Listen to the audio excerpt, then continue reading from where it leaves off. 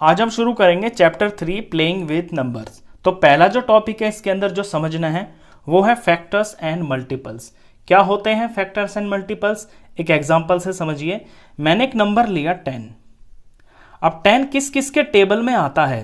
10 देखिए, 10 बना है मिलके 2 × 5 से, 2 5 10 होता है। तो 10 को हम देखेंगे कि 10 किस किस के टेबल में आता है। अब 10 1 के टेबल में तो आएगा ही, 1 के टेबल में हर नंबर आता है। 2 के टेबल में भी आता है ये, 2 5 10। 5 के टेबल में भी आता है, 5 2 10। और 10 खुद 10 के टेबल में भी आता है, 10 1 10।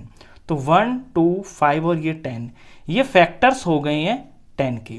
तो ये तो होते हैं फैक्टर्स। फैक्टर्स का सिंपली मतलब ये होता है कि फैक्टर्स वो नंबर होते हैं जिनके टेबल में वो नंबर आता है जो आपको दिया होता है।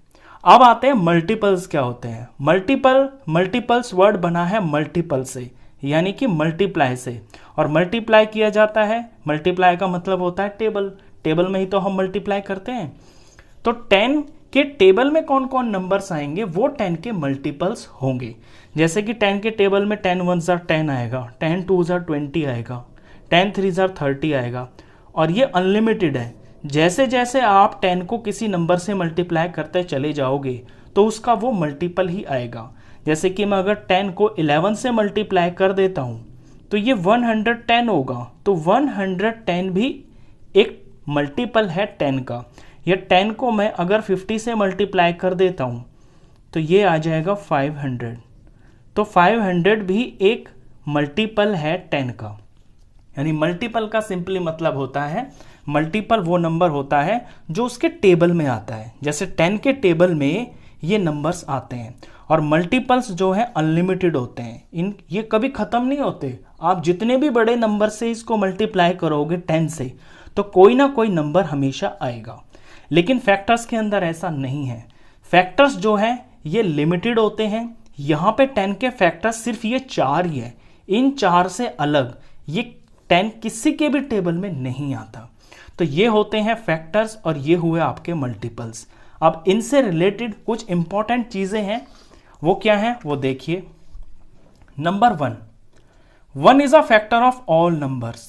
1 जो होता है ये हर नंबर का फैक्टर होता है। यानी 1 के टेबल में तो सारे नंबर आते हैं, आप कोई भी नंबर ले लीजिए, 1 उसका फैक्टर होता है।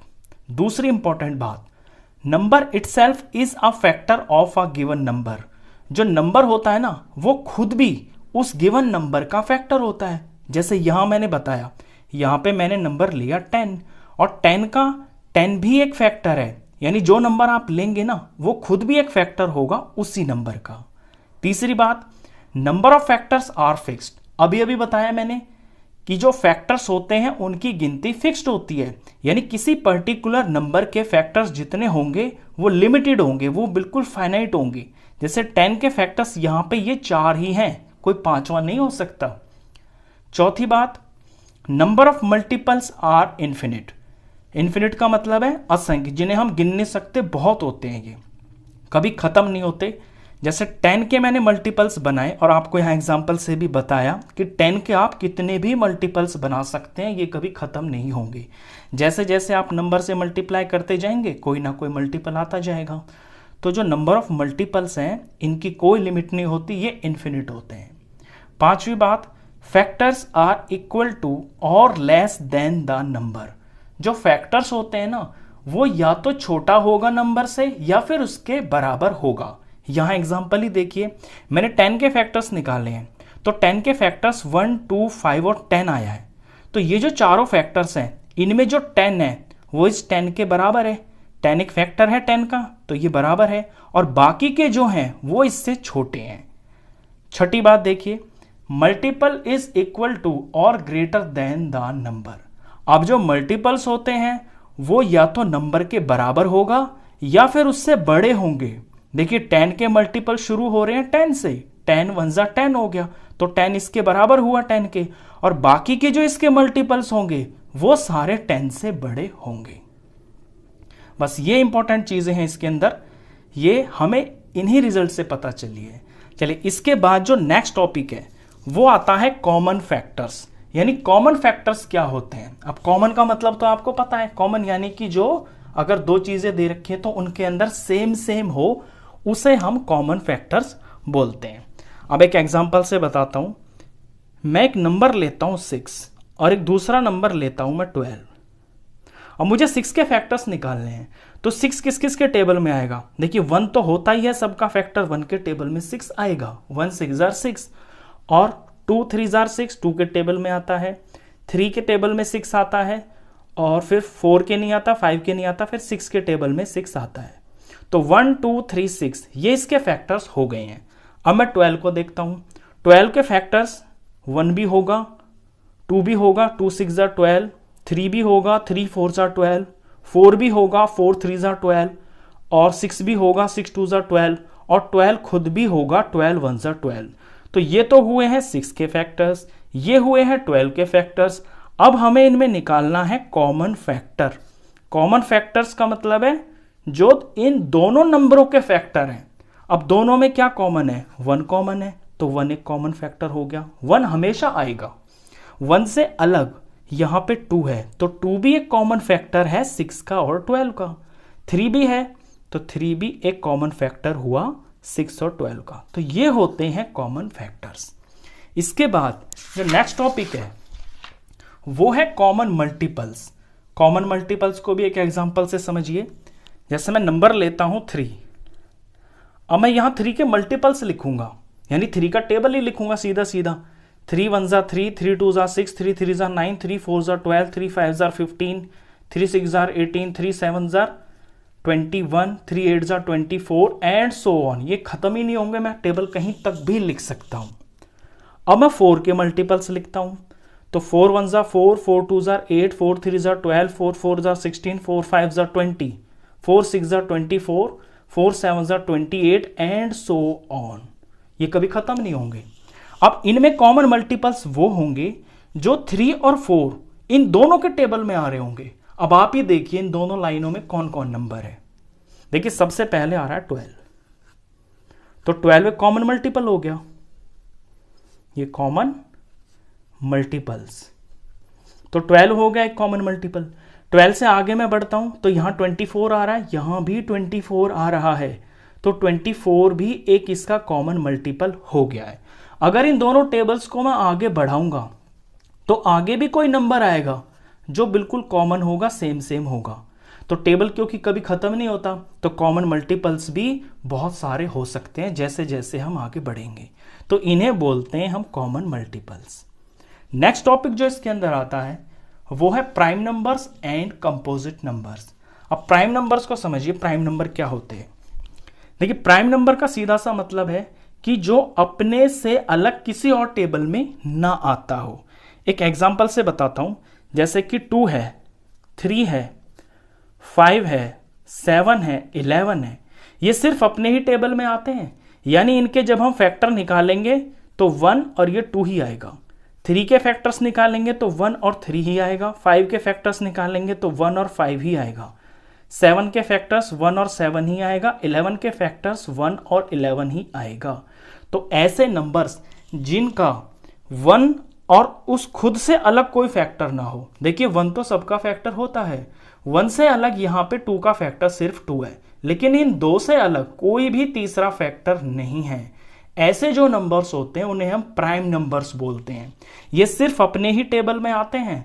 11 किसी के टेबल में नहीं आता। इसी तरह से 13 है, 17 है, 23 है, ये प्राइम नंबर्स बोले जाते हैं। इसका अलग कंपोजिट नंबर हो गया, ये किसी के टेबल में नहीं आते, अपने से अलग, या फिर 1 के टेबल में आते हैं। कंपोजिट नंबर्स वो होते हैं जो अपने से अलग किसी और टेबल में भी आते हैं। जैसे 4 ले लीजिए, 4 देखिए 1 के टेबल में तो आएगा ही आएगा, ये 2 के टेबल में भी आता है और 4 के टेबल में भी आता है। तो 1 से और इस 4 से अलग ये 2 के टेबल में भी आ रहा है। ऐसे नंबर्स को हम कंपोजिट नंबर बोलते हैं। एक और एग्जांपल लीजिए, 10 है, 1 तो इसका एक फैक्टर हो गई, ये 2 के टेबल में भी आता है, ये 5 के टेबल में भी आता है, और 10 के टेबल में भी आता है। तो खुद से और 1 से अलग इसके 2 और फैक्टर्स आए हैं। तो ऐसे नंबर्स जो अपने से और 1 से अलग कोई तीसरे चौथे पांचवे अलग फैक्टर्स भी होते हैं, उन्हें हम कंपोजिट नंबर्स बोलते हैं। सिंपली भाषा में बोलें तो कंपोजिट नंबर वो नंबर होते हैं जो अपने से अलग किसी और टेबल में भी आते हैं। चलिए, यहां जो प्राइम नंबर होता है सबसे छोटा वो 2 होता है, सबसे छोटा कंपोजिट नंबर 4 होता है। अब यहां पे 1 तो मिसिंग है, 1 तो कहीं है ही नहीं, तो जो 1 होता है ना, ये ना तो प्राइम होता है और ना कंपोजिट होता है। तो इसे हम ऐसे लिखेंगे, 1 is neither a prime number nor a composite number। 1 ना प्राइम होता है और ना ही वो कंपोजिट होता है। चलिए, इसके बाद जो नेक्स्ट टॉपिक है वो है को प्राइम नंबर्स। अब को प्राइम नंबर्स को समझिए कि को प्राइम क्या होते हैं। देखिए, को प्राइम वो नंबर्स होते हैं जो एक दूसरे के टेबल में नहीं आते हैं। एक एग्जांपल बताता हूं आपको, जैसे कि ये 5 हो गया और ये हो गया 13। अब 5 सिर्फ 5 के टेबल में आता है, 13 के टेबल में आता है। दूसरे ये दोनों एक दूसरे के टेबल में नहीं आते हैं। 5 के अगर मैं फैक्टर्स निकालूं तो 1 होगा और 5 होगा। 13 के फैक्टर्स सिर्फ 1 होगा और 13 होगा, क्योंकि 13 के टेबल में 13 आएगा और 1 के में आएगा। 5 के टेबल 5 जो है 1 के टेबल में आएगा, 5 में आएगा। तो को प्राइम वो नंबर्स होते हैं जिनका कॉमन फैक्टर 1 से अलग कुछ भी ना हो। इसके जो कॉमन फैक्टर्स है वो 1 ही तो हुए, 1 से अलग तो कुछ भी नहीं है। ऐसे नंबर्स को हम को प्राइम नंबर्स बोलते हैं। तो ये को प्राइम नंबर्स होते हैं। एक एग्जांपल और समझिए, जैसे कि 10 हो गया और मैं यहाँ पे 17 ले लेता हूँ। तो 10 के जो फैक्टर्स होंगे 1 हो गया, 2 हो गया, 5 हो गया और 10 हो गया। ये इसके फैक्टर्स हो गए, क्योंकि इन चारों के टेबल में 10 आता है। लेकिन 17 सिर्फ 1 के टेबल में आएगा, या फिर 17 सिर्फ 17 के टेबल में ही आएगा। अब आप यहां देखिए, 1 से अलग इन दोनों में कोई भी कॉमन फैक्टर नहीं है। तो जिन दो नंबरों में 1 से अलग कोई भी कॉमन फैक्टर नहीं होता है वो को प्राइम नंबर्स बोले जाते हैं। इसके बाद जो टॉपिक्स आते हैं वो है आपका डिविजिबिलिटी टेस्ट। डिविजिबिलिटी टेस्ट का मतलब है कि किसी नंबर को हम बिना डिवाइड किए ही ये बता दें कि वो किसी गिवन नंबर से पूरा डिवाइड होगा या नहीं होगा। जैसे मैं 5 to 9 है, मैं डिवाइड नहीं करूंगा, सिर्फ ये देख के ही बता दूंगा, कोई रूल लगाऊंगा मैं यहाँ पे और देख के ही बता दूंगा कि ये 2 से डिवाइड होगा, 3 से होगा, 4 से होगा, 5 से होगा या नहीं होगा। उसके लिए कुछ टेस्ट होता है, कुछ रूल्स होते हैं, इन्हें हम डिविजिबिलिटी टेस्ट बोलते हैं।